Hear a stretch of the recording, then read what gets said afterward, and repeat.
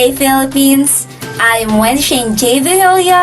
I'm Arno V. PEñAREDONDO, And this is Nature Nurtures News Report. For the foreign news, a project to bring together young Americans of different backgrounds hopes to become first nationwide domestic exchange program in the US. But the pandemic has thrown up some major obstacles.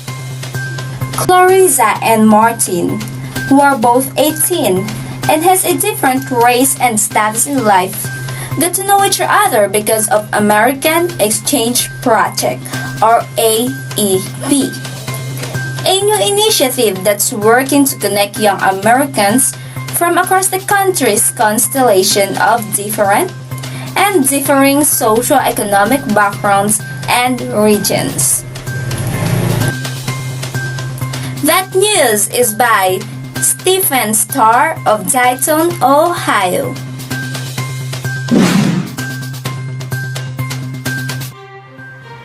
The Ateneo de Manila University emerged as the top Philippine university in terms of societal impact based on the United Nations Sustainable Development Goals. According to the latest Times Higher Education Impact Rankings released on Wednesday, April 21.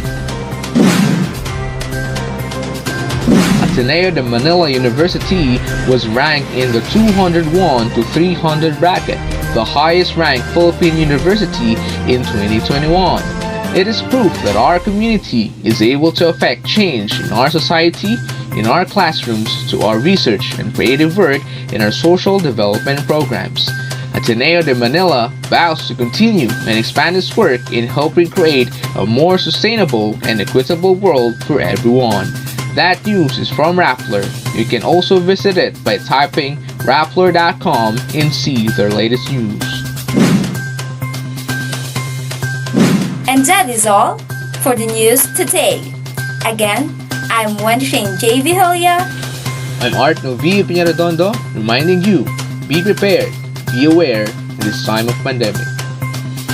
And this is Nature Nurturers News Report.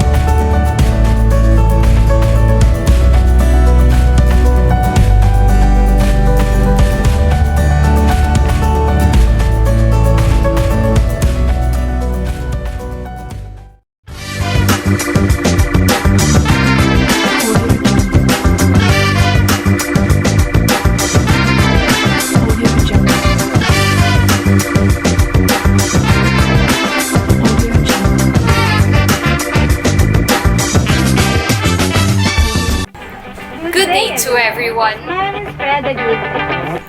We are bringing you with fresh episodes. I am Cyriel Abellar, ang inyong gurong bubusog sa inyong isipan sa pagbibigay ng bagong kaalaman pati na rin sa inyong mga bulsa.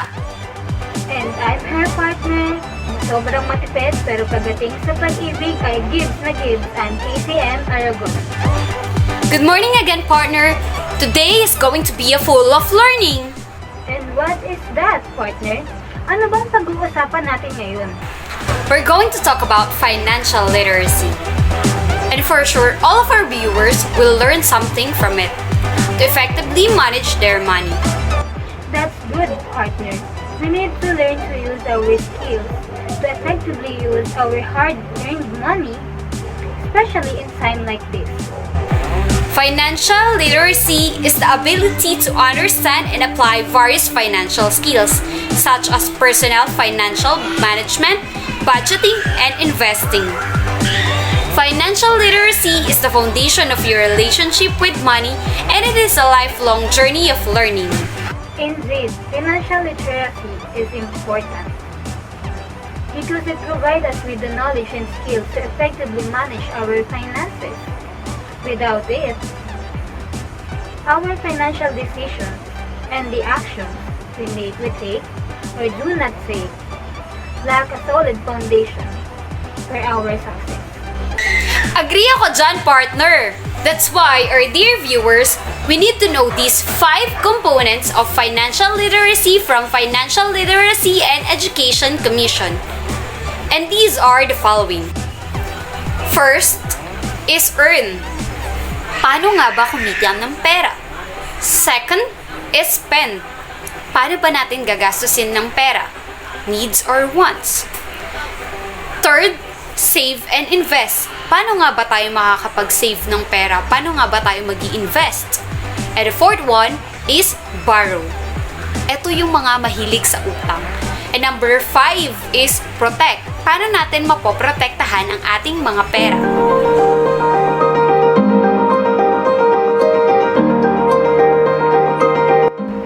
Step 1. Understand your current financial situation. Step 2. Set personal priorities and financial goals. Step 3. Create and stick to a budget. Step 4. Establish an emergency plan. Step 5. Save for retirement. Step 6. Pay off debt. 7. Schedule regular progress and reports. Very well said, partner! These steps will help us to manage our money wisely. And partner, I think we should give some tips to our viewers to pay off their debts. As we are facing a pandemic, loaning is always present. So we are giving you tips on paying off debt, pandemic edition. Tip number 1. During pandemic, always wear your face mask. But when it comes to debts, don't cover your faces to hide from the loaners. Tip number 2 on COVID prevention. Always wash your hands. But when it comes to your loans, washing hands is prohibited. Huwag mong takbuhan ng taong pinagkakautangan mo. And tip number 3, with COVID-19, practice social distancing. But don't run away from the lenders. Face them, pay your debts, and have that initiative. And the last tip for COVID prevention, stay at home. But when it comes to your debts, show up. Maghanap ng pagkakakitaan at huwag taguan ng mga taong pinagkakautangan. I hope you learn about financial literacy and how you will manage your money wisely. Always remember, those who don't manage their money will always work on those who do. This is an inspirational saying from Dave Ramsey.